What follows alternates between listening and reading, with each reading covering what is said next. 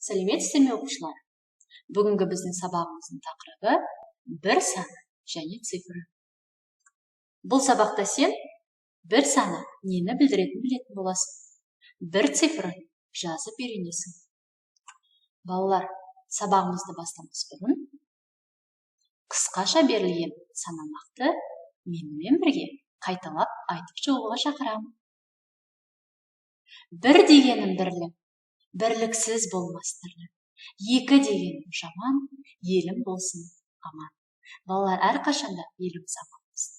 Екі деген жаман бағанға, әрдайымда керемет, тамаша деген табыстарға жетуге сіздерді шақырамын. Сәттілік тілеймін. Олай болса, сабағымызды бастаймыз. Балалар, мына суретке назар аударайық. Ненің суретін көріп тұрсыздар? Иә, балалар, бұл сандар тізбегі деп аталады. Осы сандар тізбегі, балалар, қандай сандардан құралған? Бірге санап көрейікші.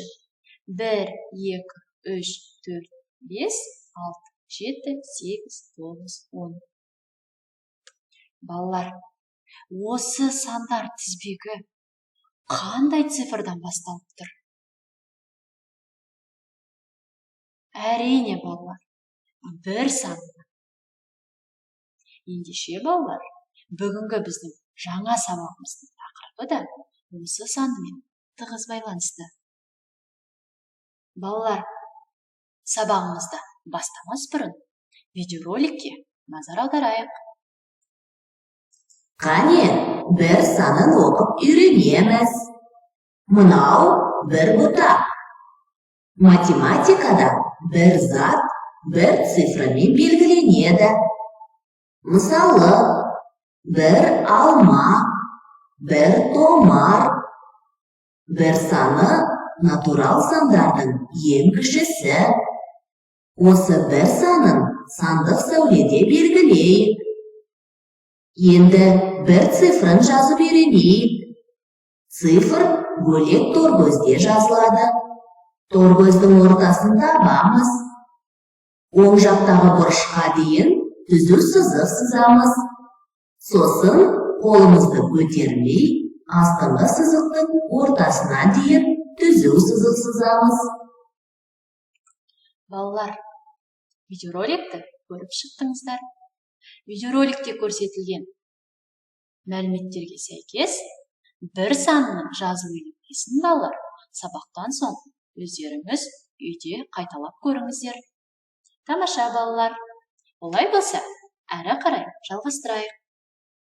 Балалар, бұл бізде сандық сәуле. Сандық сәуледе бір санын белгілейік. Әрине, балалар, сандық сәуледе бір саны бірінші орналасады. Өте жақсы, балалар. Есте сақта, санау бір санынан басталады. Бір саны бір затты көрсетеді. Көп заттардың ішінен бір затты бөліп алуға болады. Балалар, осы жерде цифр дегеніміз бұл сандарды жазуға арналған белгі. Бұл ережелерді, балалар, есте сақтайық. Тамаша, балалар. Олай болса, тапсырмаларды орындауға шақырамын. Бірінші тапсырма. Бір ғана зат бейнеленген суретті ата. Ең алдымен, балалар, суреттерге назар аударыңыздар. Мұқият қарап шығыңыздар. Содан кейін тек қана бір заттан құралған заттарды менімен бірге атайтын боламыз. Тамаша, балалар. Ендеше суретке зер салайық. Өте жақсы, балалар. Дайын болсақ, жауабымызды тексерейік. Жарайсыздар, балалар. Әрине, бір ғана затқа тең бізде бұл шатыр, шырша, кірпі, томар және де соңғы суретіміз бір стақан шырын. Тамаша, балалар. Сіздердің жауаптарыңыз әрине дұрыс. Екінші тапсырма. Балалар, суретке мұқият қарап шығыңыздар.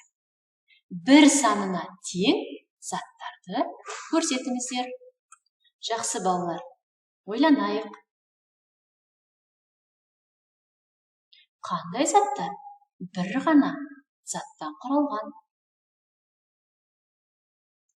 Жауаптарыңыз дайын болса, балалар, тексеріп көрейік. Тамаша балалар. Әрине, бір қуыршақ, бір қонжық, бір жүрекше пішіні, бір гүл, бір ғана заттан тұрған осы суреттегі бейнелер болды. Өте жақсы балалар. Тамаша жауап бердіңіздер. Балалар, сабағымызды қорытындылау үшін соңғы тапсырманы орындаймыз. Сіздермен бірге қазір қатені тап, ойынмен жалғастырамыз. Балалар, суретке қарап, қай жерде қате бар, атап өту қажет. Бірінші сурет саңырауқұлақтар. Және бұл саңырауқұлақтар бір санымен белгіленген. Олай болса, балалар, саңырауқұлақтарды санайық. 1, 2. Келесі сурет жапырақтар. Бір санымен белгіленген бір жапырақтың суреті. 1 бауыр, 1, 2, 3 жаңғақ. Балалар, қай жерде қате кетті деп ойлайсыздар? Әрине балалар, бұл жерде саңырауқұлақтар саны бір санына сәйкес келмейді. Және де жаңғақтар саны бізде бір санына сәйкес емес. Тамаша балалар. Барлық жауаптарыңыз дұрыс. Балалар, бүгінге берілген сабағымыз аяқталды. Бүгінгі сабағымызда біз сіздермен бір саны және цифрмен таныстық, және де топтың ішінен бір ғана затты таба алуды білдік. Бір цифры жазуды үйрендік. Бір цифр бір затты белгілейтінін меңгердік. Назар қойып тыңдағандарыңызға рахмет. Сабағымыз осымен аяқталды. Сау болыңыздар.